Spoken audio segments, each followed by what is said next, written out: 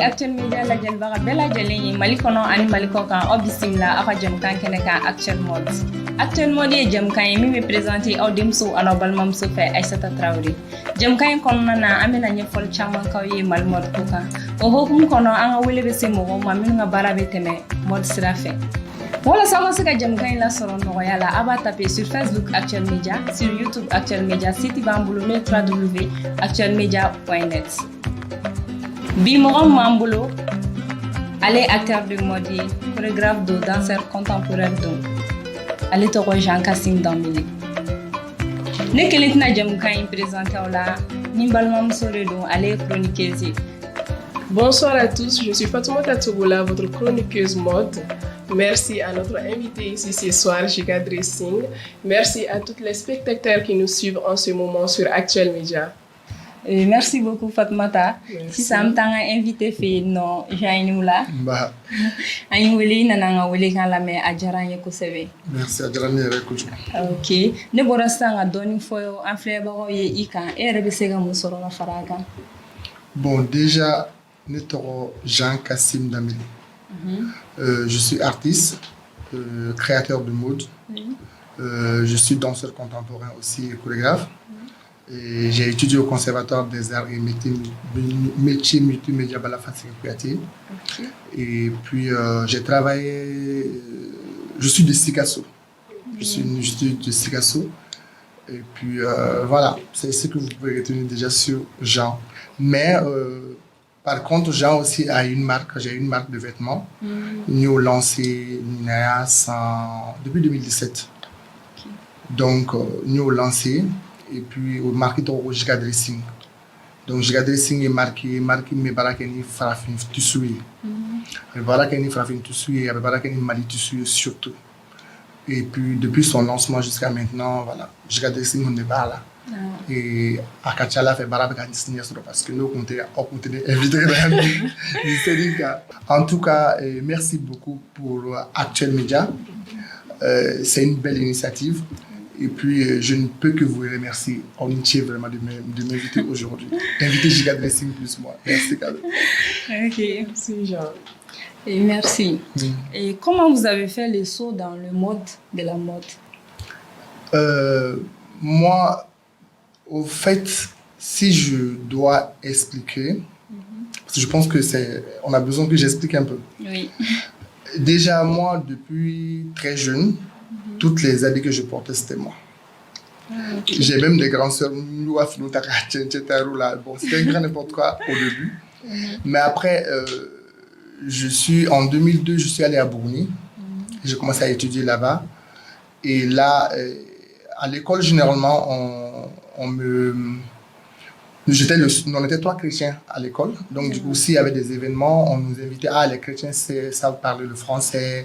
Ils ont l'habitude de chanter. Donc, du coup, on était tout le temps dans ces histoires. Et c'est après, quand on a travaillé dans ça à l'école, après, il y a eu des inter-écoles, inter-classes et tout ça. Et puis, j'ai tout le temps été sélectionné. Et je suis allé à Sikasso pour la biennale artistique. On a fait la semaine régionale. Après, on a fait la biennale artistique avec la région de Sikasso en 2003. J'ai fait tout ça jusqu'à ce que je me suis retrouvé dans la danse d'abord. J'ai fait mon concours d'entrée au Conservatoire des Arts et Métiers Multimédia Balafassi Kouyaté en 2008. Et en parallèle aussi, je voulais faire aussi l'UG en tant que comptable, parce que j'ai eu une formation de comptabilité, j'ai mon BTD en comptabilité. Donc du coup, après tout ça, je voulais faire le concours de l'UG et puis le concours du conservatoire. Mais malheur pour moi, les deux dates c'était la même chose, le 25 septembre. Donc j'ai été obligé de faire un choix et le choix était parti directement sur la danse. Donc après ça, j'ai fait tout ce travail, on a fait des tournées de danse, j'ai travaillé avec Ketli, Noël, une haïtienne qui vit ici, sa structure c'est donc au SECO. Donc on a fait tout ce travail et c'est en 2014, on a fini une tournée allemande. Quand je suis venu à Bamako, j'ai vu qu'il me manque quelque chose. Il me manquait vraiment quelque chose, mais je ne savais pas quoi. Mais j'ai fait une pause, j'ai arrêté le travail avec Donko Seko et puis je suis resté à la maison free. Et à un moment, j'ai une amie qui est Mouni Schumann, elle avait sa marque Afro Fashion, elle était là ici. Donc elle avait besoin de quelqu'un pour essayer, parce qu'elle parle le français, anglais, mais les tailleurs ne parlaient pas le bambara. Bon, voilà, le tailleur parlait le Bambara. Donc, du coup, elle avait besoin de quelqu'un pour gérer son atelier. Donc, je suis venu en tant que, comment dire, administrateur, gestionnaire de l'atelier, essayer de traduire, essayer que leur travail puisse être plus fluide avec la langue. Mais je me suis trouvé tout le temps à proposer des tenues aux clients. Oui. Donc, après ça, c'est juste, j'ai fait tout ce travail. Et puis, c'est en 2017, parce que j'ai travaillé avec plein de trucs, plein de marques maliennes. Je ne dirais pas que... Je n'ai pas été utilisé. Je n'aime pas dire ce mot. C'était juste le travail qui était là. C'était le moment. Donc, je me suis trouvé le bon moment. Donc, j'ai travaillé avec je ne vais pas citer le nom, mais j'ai travaillé avec des designers maliens, entre guillemets. Et après, je me suis trouvé dans une formation initiée par un ami avec une collectif Bleu Citron. Et ça s'est mal fini, entre guillemets, mais c'était juste le moment, en fait. Je cherchais tout le temps mon chemin. Et c'est en 2015 qu'il y a eu la Bamako Fashion Week, initiée par Maria Bokoum et puis les Tatou et puis Fadi Maïga. Donc là, quand je me suis retrouvé là-bas, j'ai vu les créateurs, j'ai vu Adama Paris, j'ai vu...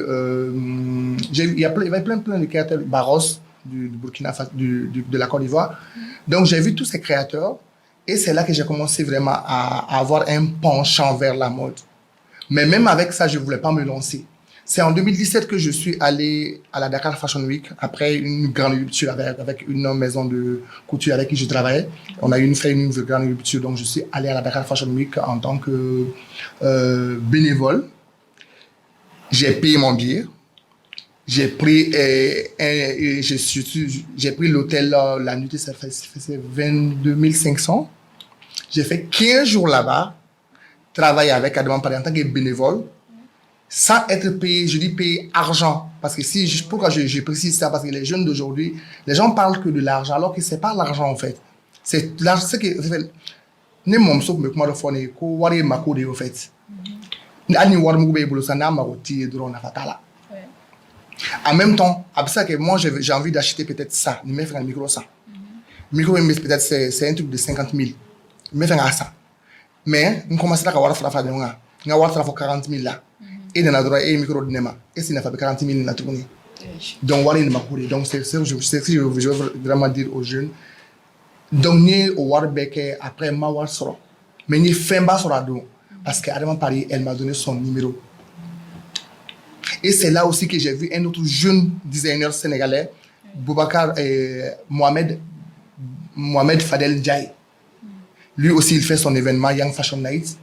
Et quand je suis retourné à Bamako, j'avais aussi un autre projet de danse que je faisais avec Delphine, c'était sur les marchandises du vide. On travaille sur ça. Et on est parti faire la résidence à Ségou. Et après la résidence à Ségou, j'avais commencé à faire des pièces, des petites pièces, parce que toutes les tenues que j'ai portées à la Dakar Fashion Week, c'était moi, en tant que backstage, en tant que bénévole. Donc, j'ai vu aussi des créateurs comme Eli Kwam, comme Mohamed Diko, mais les Maliens ne connaissent pas, c'est un créateur malien, un jeune créateur malien. Il est en Belgique.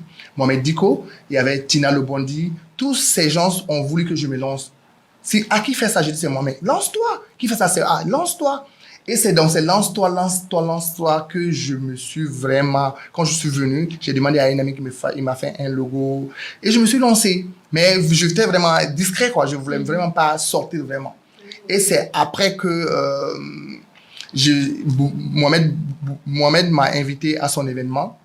Et quand lui m'a invité à son événement à Dakar, et c'est là que j'ai fait mon lancement en tant que designer ici. Et c'était en novembre 2017. Voilà. C'est là que je suis venu dans la mode. Ok. Jean, vous êtes styliste. Et qu'est-ce que c'est concrètement? Moi, je me suis attribué un nom déjà qui est créateur de mode. Je vous explique. En fait, styliste, quand on prend les métiers de la mode, il y a le styliste, il y a le modéliste, il y a le créateur, il y a le couturier. Ça, c'est les métiers de la mode que les gens peuvent voir directement. Le styliste, moi, je peux être styliste de votre plateau, entre guillemets. Je dis votre plateau comment? Par exemple, toi, tu es présentatrice. Elle aussi, elle est présentatrice. Le jour où vous devez faire peut-être vous avez le jour dans vos numéros, tu viens avec une de tes tenues, ou bien tu me montres tes tenues, elle aussi, elle me montre ses tenues. Donc, je commence à styliser ça. Je vous dis, ah, c'est mieux avec le fond, ça, c'est bien que tu portes ça. Et quand toi, tu portes le rouge, c'est mieux qu'elle, elle porte le beige. Et l'invité, on va voir ce que l'invité va apporter aussi. Ça, c'est le styliste. Le styliste peut être aussi dans le même dans un défilé. Il y a le styliste dans un défilé. Le styliste, c'est généralement le directeur artistique. C'est-à-dire, nous, on a le défaut de classer les gens par nom, les créateurs par nom. Alors que dans un vrai défilé, on doit classer les créateurs en fonction de ce qu'ils proposent. C'est-à-dire, un créateur peut faire peut-être le beige, blanc, il y a d'autres qui peuvent faire orange, d'autres qui peuvent faire le rouge, les bases des couleurs. Donc, quand vous faites les ordres de passage, il faut que ça soit progressif. Tout ça, c'est le stylisme dans le stylisme, mais dans le défilé. Il peut aussi avoir un stylisme dans le plateau, comme j'ai fait avec Yeta, parce que j'ai habillé Héritage de Yeta. J'étais le styliste, j'ai été aussi... il y avait Romain Sinibamako, il y avait Khadija. Certains de ces projets, j'ai travaillé sur ça en tant que styliste et créateur. Donc, il y a styliste. Donc, modéliste, c'est surtout les gens qui prennent... Par exemple, moi, je suis créateur, je dessine, je ne sais pas coudre. Je sais pas coudre, je ne sais pas comment monter. Donc, je dessine une jupe, je montre au modéliste. C'est lui qui va dire, OK, cette jupe a besoin de trois parties. Le devant, derrière. Et il va avoir les ceintures. Ça fait peut-être 5-6 parties. Ça, c'est le modéliste. Et aussi, maintenant, le créateur de mode, c'est quelqu'un qui lance une tendance. Je donne un exemple. Quand j'étais au conservatoire, j'aimais porter des shorts. Okay. Au début, les gens, c'était un peu mal vu par les autres, des shorts troués et tout. Mais 2 ans plus tard, tout le monde a commencé à les porter. Donc, c'est là que je me dis que je suis plus créateur de mode. Et en plus, et même les coupes, même quand tu prends même le début de ma collection, depuis que je me suis lancé, depuis mes premières collections classiques indépendance, les coupes sont restées à peu près la même chose. C'est le style qui change et l'esprit de la collection. L'esprit de la collection, pourquoi? Je vous explique un peu l'esprit. Parce qu'en fait, quand tu parles, il faut que les autres, bon, il y a le Malien, l'Africain, créateur africain, styliste africain, sont restés dans cette ancienneté. La mode était un show avant, ici. Parce que quand je dis un show, quand on fait des démonstrations, ils pensaient que c'était une démonstration. Alors que la mode, dans le terme européen, était un moment où on décide les couleurs de l'année, où on décide les styles d'une période. Et c'était en ce moment que les gens peuvent acheter, parce qu'ils venaient, c'était pas pour voir la démonstration, c'était plus pour voir qu'est-ce que je peux acheter demain, qu'est-ce que je peux acheter de janvier jusqu'au mois d'octobre. En fait, je sais pas, en fait, ils avaient déjà une planète une période qui était bien déterminée. Donc c'est ça le problème maintenant avec le stylisme africain, si je peux dire malien déjà. Parce que les gens sont dans la démonstration, c'est-à-dire, il ne faut pas qu'on se voit la face. Personne ne va se mettre, moi je ne peux pas venir me mettre devant vous et essayer d'enlever ça. C'est pas la peine. Donc du coup, je le porte parce que, voilà, j'ai envie de porter ça. C'est pas la peine d'enlever ça pour que vous voyez qu'il y a quelque chose dessous. Il y a déjà quelque chose dessous. Donc du coup, c'est un peu ça, c'est ça qui gâte aujourd'hui le nom du stylisme. Donc tout le monde se proclame styliste. Je ne suis pas contre. Je suis même pour. Mais il faut qu'ils aillent chercher vraiment pourquoi ce nom. Ce nom, il faut faire quoi pour être styliste? Tu peux être styliste sans savoir coudre. Tu peux être styliste sans savoir dessiner. Tu peux être styliste de ta grande sœur. Tu peux être styliste d'une star. Tu peux être styliste de...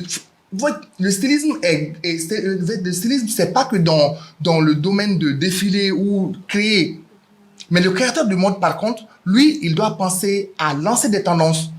Et il faut que un créateur de mode doit être annonceur des trucs. Je vous donne un exemple. Moi-même, souvent, on voit pas notre travail. Moi-même, je vois pas ce que je fais. C'est les gens qui me rappellent. Moi, quand j'ai fait ma collection Pyjama Story, j'ai fait une collection Pyjama Story qui a défilé à la Fashion Week en 2019. Pyjama Story, pourquoi? Parce que souvent, quand on part en boîte, quand on veut partir en boîte et on veut faire un plaisir à un ami, il nous invite ou à une amie qui nous invite pour une soirée, tu es fatigué, mais tu ne peux pas dire non. Mais tu commences, tu t'habilles, tu te dis, ok, je vais m'allonger un peu. Tu portes la chose, tu dis, ok, je vais m'allonger un peu. Et si tu ne fais pas attention, de où il y a qui te snore là, parce que tu es fatigué. Donc, en plus, quand tu te réveilles, ça te fait rigoler. En plus, ça te fait rigoler. Et c'est bizarre, c'est pas bon, mais même le corps a besoin que tu te reposes. Donc, ça a annoncé quoi? Ça a annoncé un peu le Covid. Parce qu'aujourd'hui, il y a peut-être 2 ans, maintenant, il y a 2 ans que tout le monde est chez lui. Et les gens s'habillent chez eux. Ouais. Donc, et pyjama story, pourquoi? Parce que le pyjama, c'est pour dormir, en fait. Donc, story, mais il faut être chic. Donc, c'est-à-dire, parce que si tu as une tenue avec qui tu dors, tu n'as pas besoin de choisir. Tu prends seulement si tu dors avec. Mais c'est pour ça que j'ai donné le nom story. C'est pour dire que tu as le choix entre tes pyjamas. Et c'est pour ça que j'ai pensé à des styles oversize. Parce que personne ne veut être confiné aujourd'hui. Même dans le stylisme, il faut penser à ça. On ne veut pas être confiné. Tout le monde veut être aéré, porter des choses fluides, porter des choses qui ne te prennent pas la tête. Donc, quelqu'un m'a dit, ah, tu sais, Jean, tu as annoncé le Covid sans le savoir. Et même la porte des masques. Tu as porté ma collection d'Onzo. Quand on a fait un truc, tu as porté cette collection. Oui. Il y avait des masques dedans. Même au début de cette collection, je l'ai lancée. Ça devrait même être ma 2e collection. Depuis cette collection, je devrais même sortir cette collection depuis 2018, je vous jure. Mais pourquoi je n'avais pas fait? Parce que je n'avais pas le tissu adéquat. Chaque fois, je me dis non, c'est pas le moment. Mais j'avais commencé à faire un truc où on se fermait les visages avec un truc. Le nez. Le nez et la bouche, on le fermait avec un truc. Et ça, en fait, il faut prévoir. Et prévoir, comment tu peux prévoir? Il ne faut pas regarder ce que les autres font. Tu prends ton ressenti et tu fais ce que tu as à faire. Moi, ma première collection, j'ai fait avec un tissu de Comatex qui était uniforme de notre école. Mais quand j'étais jeune, j'aimais bien porter ça parce que les autres n'aimaient pas porter. Mais moi, j'aimais porter. Je portais tout le temps avec des choses de couleur parce que le tissu, c'est du noir et blanc. Donc, les autres portaient. Les gens n'aimaient pas porter. Mais moi, j'aimais porter. Je portais des chaussures rouges, bleues, des sacs orange. Je portais avec des couleurs. Donc, ma première collection, c'est évidemment que c'est ce que je vais faire parce que c'est mon vécu. Quand tu prends toutes mes collections, c'est le vécu qui suit. Donc, moi, je vais pas, même quand je vois quelqu'un fait un truc qui est super bien, si c'est pas dans mes trucs de le faire, je vais jamais le faire. Parce que être créateur, tu veux dire quelque chose aux gens. Tu veux pas redire les choses que les gens ont dit. Donc, c'est un peu ce que je peux dire sur le côté stylisme, vraiment.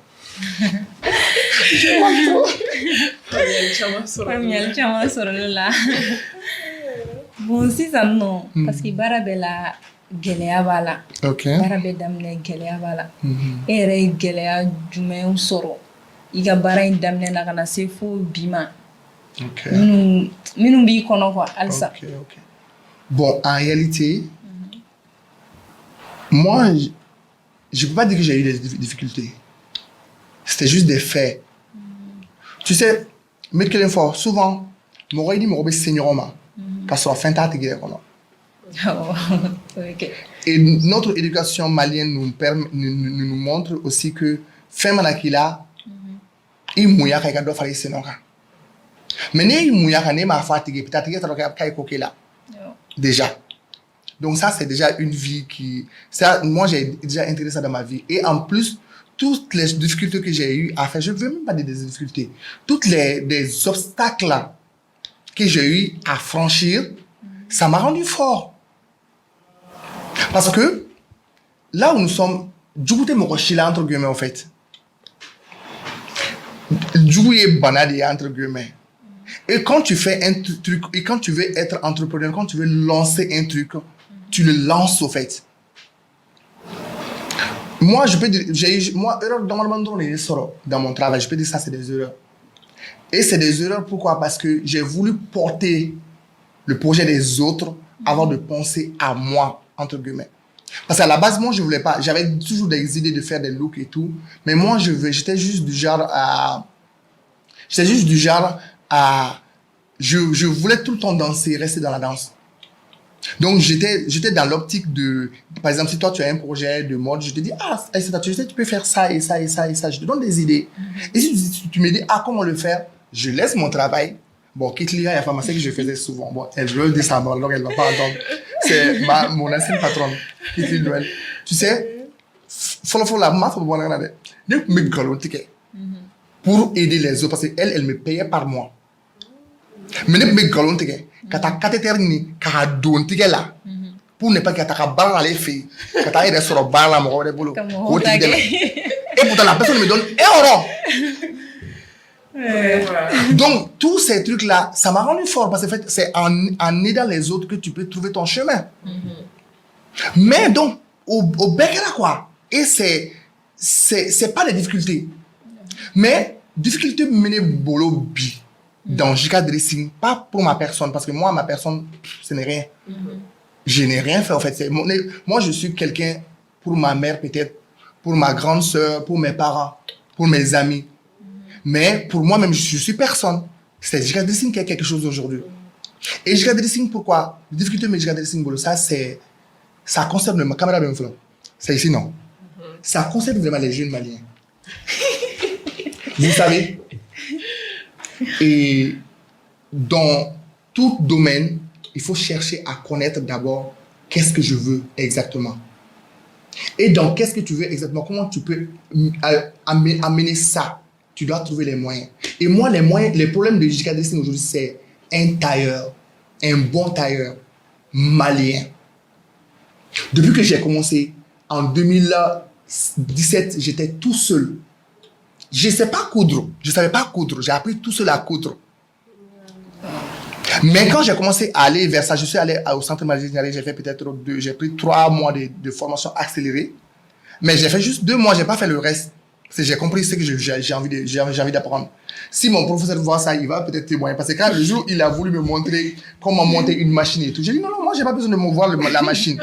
Ce que moi je veux connaître c'est quoi les mesures de quitter ici à ça. Je veux juste savoir ça.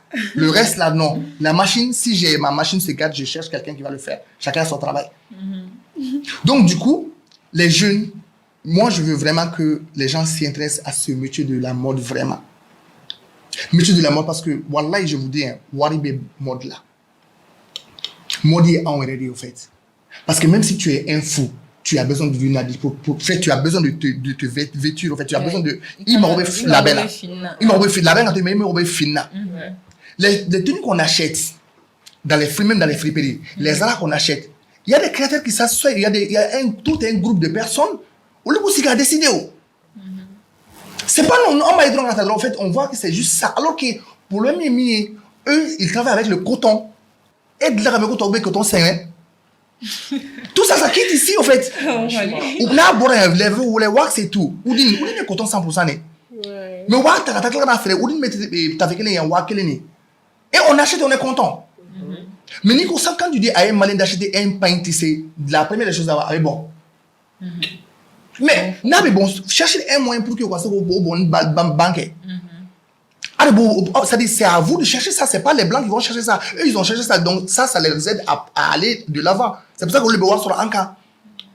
Wallah, il m'a dit, si un mot, ça va faire flâner, par exemple, il m'a dit, wallah, il m'a dit, fouille là. Je vous jure, il m'a dit, fouille là. Donc, la difficulté d'éliminer, c'est un couturier, d'avoir un bon couturier. Parce qu'à j'ai essayé tous les moyens. Je prends même des fois des jeunes moutards, même les formations follow en tant que truc, j'ai pris des jeunes dans le projet que j'avais parlé avec Bleu Citron. C'était le projet, c'était vraiment d'avoir des jeunes, jeunes qui l'étaient. Même c'est kalala, mais en même temps, c'était dit aussi qu'on va avoir, moi aussi je vais avoir des formations. Malheur pour moi, je ne savais pas coudre. Et les jeunes que j'ai vu 2 jeunes. Il y a un même qui va, il s'est marié le jeudi passé, il y a un qui s'est marié le jeudi passé. Lui, quand je les ai pris, je devais juste prendre un. Mais je ne pouvais pas choisir, j'ai dit bon, je ne sais pas qui est le bon. Donc j'ai pris les 2. Donc quand j'ai pris les 2, c'est là que j'ai compris qu'eux aussi, ils savent juste coudre, mais ils ne savent pas couper. Alors que la couture, c'est couper. Et couper aussi, oui. Et couper aussi, les jeunes, je vous dis, les trucs qu'on apprend à l'école, les algèbres, les géométries et tout. On trouve la géométrie bien dans la couture. Je suis la preuve. La géométrie fait tout est géométrique dans la couture.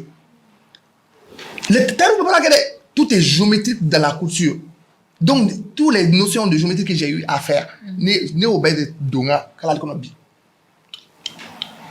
donc, du coup, c'est là que quand je ne savais pas couper, je n'ai pas cherché de midi à 14 heures. Je suis allé au free. Je n'ai pas pantalon, chemise tata. Quand là, il a donné il m'a défait, il a changé, il a broto, il a daté, maintenant, nous, on a sonné le choco là pour qu'il y ait ça. Parce que nous, si eux, ils voient que, parce qu'ils ont quitté des ateliers pour venir chez moi, si eux, ils voient cette faiblesse en moi, ils vont partir. Ils vont dire, il y a des donc, c'est des jeunes de Sabalibou que j'ai pris. Donc, du coup, maintenant, je suis fier d'eux.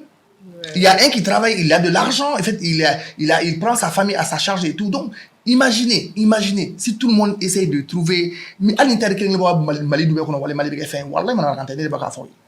je suis la preuve vivante, quoi. Et Marthe, et la fille là que j'appelle, son nom c'est Marthe Doumia, elle, je l'encourage, quoi. Elle est là jour et nuit, elle est là. Et elle n'écoute pas, surtout. Parce que mon gars, parfois, il y a des fois, il a sa qui est exploité. On lui dit ça tout le temps. Mais, elle m'a pas dit qu'on lui dit, mais je sais parce que je suis malien, je nous connais. Ouais. Mais elle est là. Elle travaille tout le temps. C'est-à-dire, et chaque fois, j'ai même aligné une belle soeur dans ta cour, au blanc, tu as joué en bataille.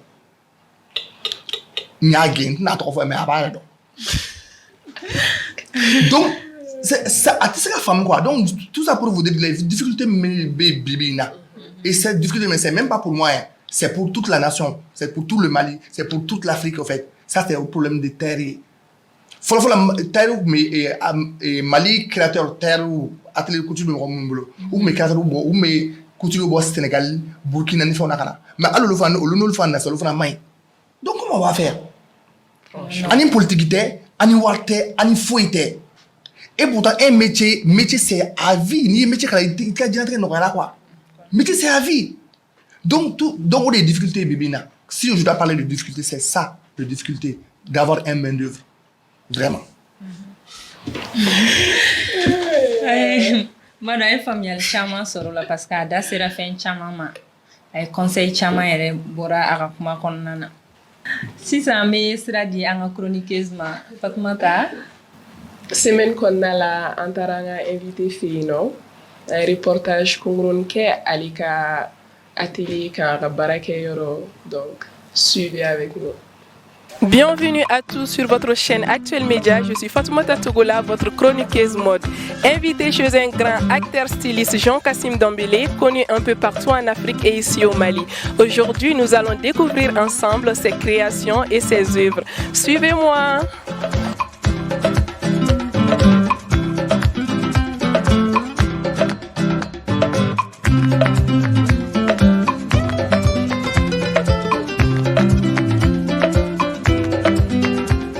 Merci de nous avoir accueillis chez vous. Merci à vous. Aujourd'hui, nous sommes avec un grand styliste créateur Jika Dressing. Il est aussi innovateur du mixage de la culture africaine et européenne. Alors Jean, dites-nous quels sont les tissus que vous utilisez le plus dans vos créations? Ok. Depuis la création de Jika Dressing, j'ai commencé à travailler avec les tissus maliens. Et après, j'ai travaillé aussi avec le nanguiné et le bazin. En fait, j'adore vraiment questionner des tissus dans mes collections. C'est questionner comment? Parce que quand tu prends le nanguiné c'est un tissu que les Maliens n'aiment pas. Bon, on ne connaît pas ce tissu en fait, parce que c'est un tissu qui est fait par le Comatex. Et à l'époque, le mètre même c'était à 400 ou un truc de 600 comme ça. Mais c'est un tissu qui est adapté à la teinture et tout, comme le bazin. Donc j'ai vraiment voulu prendre ces deux tissus, essayer de les questionner, voir pourquoi les Maliens aiment le bazin et non le nanguiné, alors que c'est un tissu même qui est adapté plus à notre climat. Depuis il y a 2 ans, je travaille avec la mode éthique. J'ai fait beaucoup de collections quand j'y pense. Il y avait Bonjour, il y avait Egypte Chic qui a fait un défilé à Malabo. Il y avait Egypte Chic, il y avait Jeune Premier, c'est le tissu même que tu portes là. Ça c'est Jeune Premier. Et puis il y a aussi Narina Solo. Et puis il y a maintenant Farafarani que j'ai commencé par un truc de patchwork quoi. J'ai vraiment, c'est le reste des tissus que nous avons parce que le tissu là ils sont très symboliques au fait. Alors, moi-même aujourd'hui habillée par Chica Dressing, nous sommes dans son showroom que vous pouvez bien voir, qui a des belles collections ici. Alors, Jean, où ça se passe, lui, le travail? Bon, mon laboratoire c'est juste à côté. Donc, si vous permettez, on peut aller voir. Et puis les gens peuvent voir ce que je fais. Et puis voilà. Suivez-nous.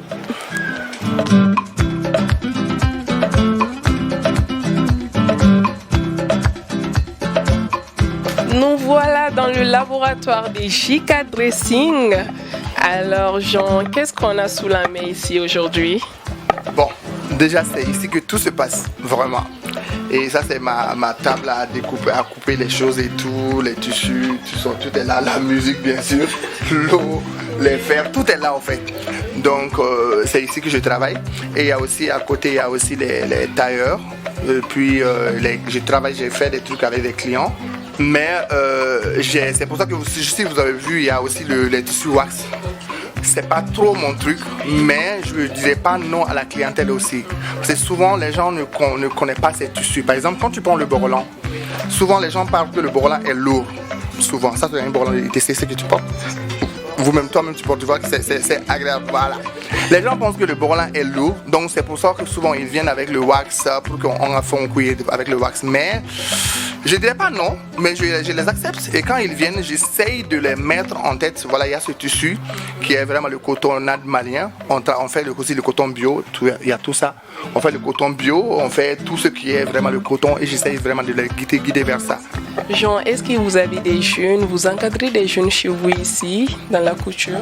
Bien sûr, là j'ai un stagiaire du Conservatoire des Arts et Métiers Multimédia à la Fasségué. Je travaille aussi avec une camarade d'école, elle est danseuse, mais elle est là aujourd'hui, elle travaille avec moi. J'essaie de l'initier dans ce métier de mode et tout, donc elle travaille, c'est elle-même qui fait beaucoup le patchwork là-bas, elle commence à apprendre la couture. Il y a aussi une que je ne peux pas ne pas la remercier, parce que depuis 2018, je crois, on a commencé à bosser ensemble. Je vous jure, dans ce travail-là, on peut gagner tout. On peut gagner tout parce que c'est du Mali, c'est made in Mali, c'est nous, tout vient de nous.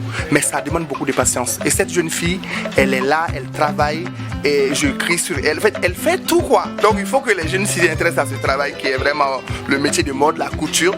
Tout est dedans en fait, tout est dedans. Donc voilà, c'est ce que je peux dire sur ce sujet. Mais si vous voulez aussi, on peut vraiment aller les voir dans l'atelier et ils sont là. Certainement, on va voir la jeune fille qui attend Eva de Chica Dressing. Ok.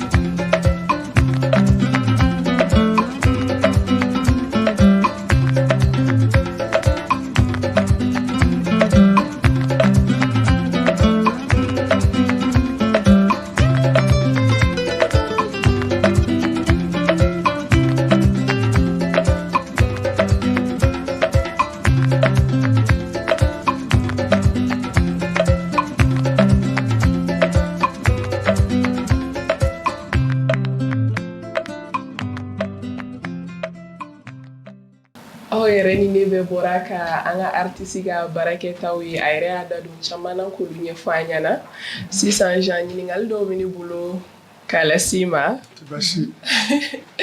Alors Jean, collaborez-vous avec d'autres créateurs maliens? Bien sûr, bien sûr. Je collabore avec plein, je peux dire avec tous les créateurs maliens même, si je peux me permettre, parce que ça dépend des contextes. Par exemple, je vous donne même un exemple. Quand je travaille en tant que responsable de backstage, donc là, je ne peux pas tout seul défiler, quoi.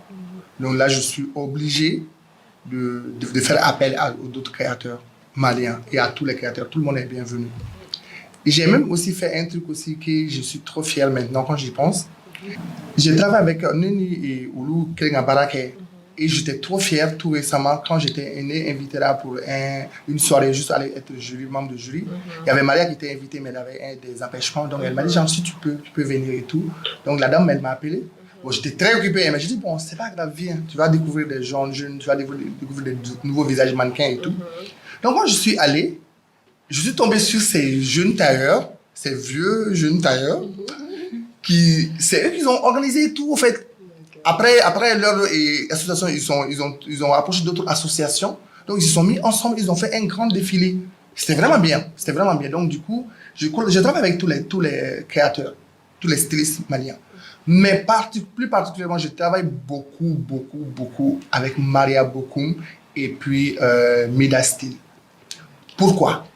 Déjà, Maria Bokoum, je peux dire que c'est elle qui m'a fait voir vraiment qu'il peut exister une mode malienne. Il peut exister une inspiration malienne. Parce que même avant que je me lance, je voyais les trucs de Maria Bokoum. Chaque fois, c'est fait. Et en même temps, il y a un truc aussi que les gens doivent savoir. Même si un vrai styliste, un vrai créateur de mode, même si tu changes le couturier 1000 fois, tes coupes restent la même chose, même si tu ne sais pas coudre. Maria ne sait pas coudre, elle ne sait pas couper, mais c'est une styliste, une vraie créatrice. Parce que quand tu vois l'évolution de ce qu'elle fait, en fait, c'est tout ça qui m'a donné l'espoir à me dire, je pense que je peux faire ça. Et je me suis lancé aussi, j'ai oublié de dire cette partie, je me suis lancé aussi parce que dans le backstage à la Dakar Fashion Week, il y avait, quand on voyait les grands boubous, chaque fois, je pense que c'est un Malien. C'est ça que les gens disent, qu'on ne sait faire que de grands boubous. Oui, les Ivoiriens le disent, les Sénégalais le disent. Ils disent que les Maliens ne savent faire que de grands boubous. Donc, du coup, et là, ça, j'aimais pas en fait. Je me dis, mais je fais pas les grands boubous, mais je suis là. Pourquoi? Donc c'est pour ça que j'ai juste dit, oh non, genre, il faut que tu te lances. Et il y a aussi Maria aussi qui m'a donné, en fait, Maria, elle m'a beaucoup soutenu. Même me mettre en contact avec Adam Paris, c'est elle. J'ai travaillé avec Ina Modja, c'est elle. Parce que Ina Modja, sa petite soeur qui est chanteuse, elle est blogueuse et tout. C'est une personnalité publique en fait. Donc, j'ai travaillé avec Ina Modja, j'ai fait le clip de Ina Modja. Oui, j'ai fait la danse, j'ai chorégraphié le clip de Ina Modja. Je pense tout le morceau même, tout l'album même, on a fait un truc ensemble. J'ai invité d'autres danseurs et puis on a travaillé ensemble sur tout ça.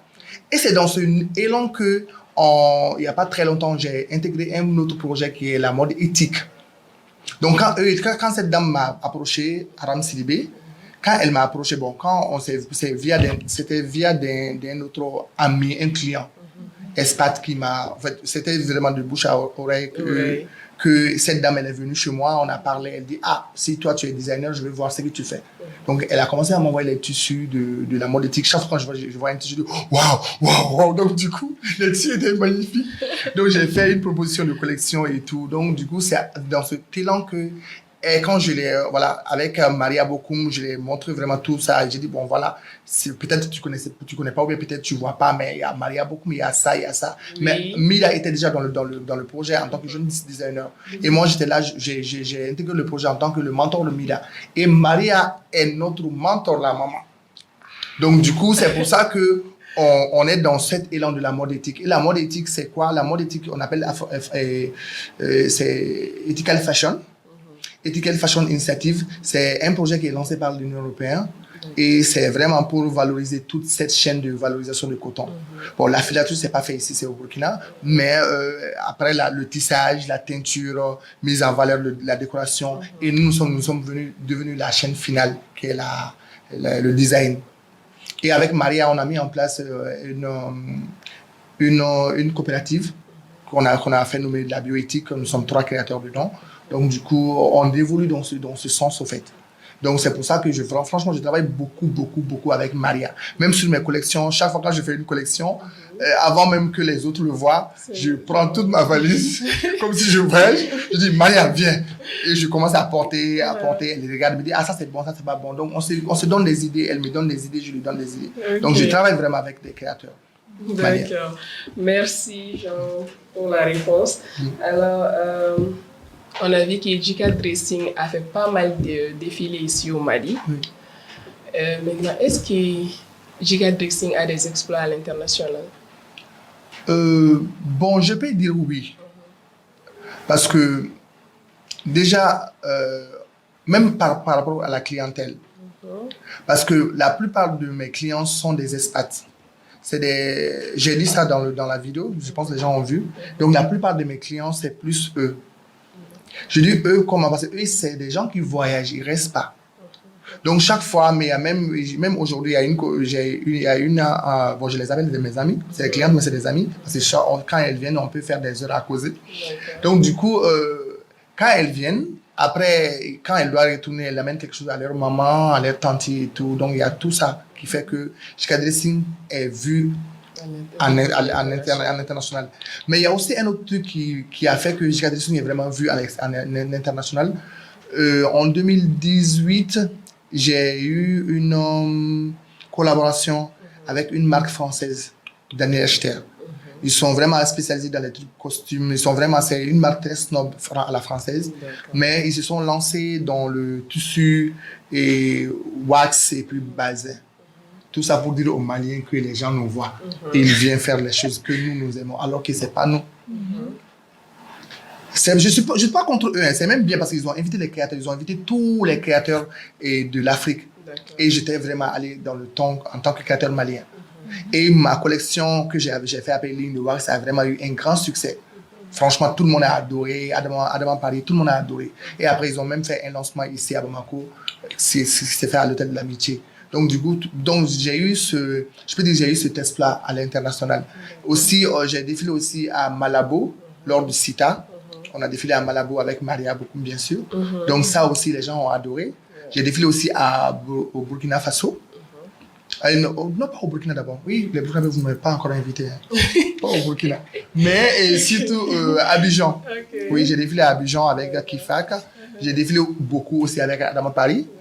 Avec la Dakar Fashion Week 2 fois. J'ai fait aussi un autre défilé avec Adama au Maroc. C'était mon premier défilé avec la classique Indépendance.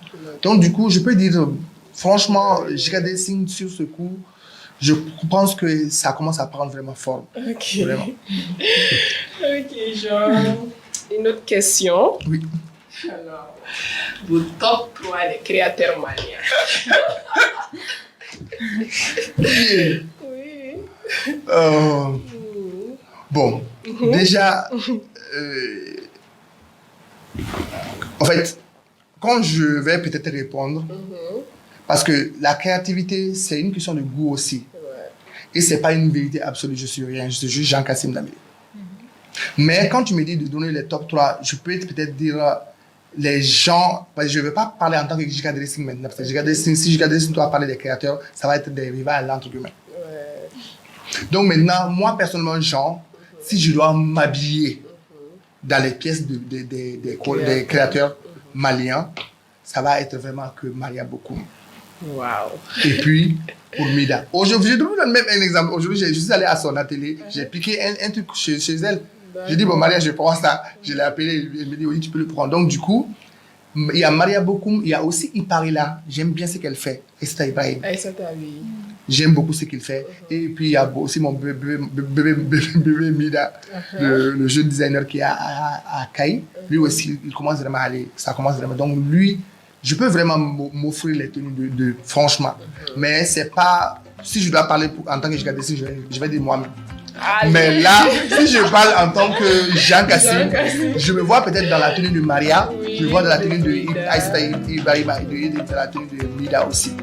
Franchement, mais les autres peut-être... s'il y a des pièces que j'aime bien. D'accord.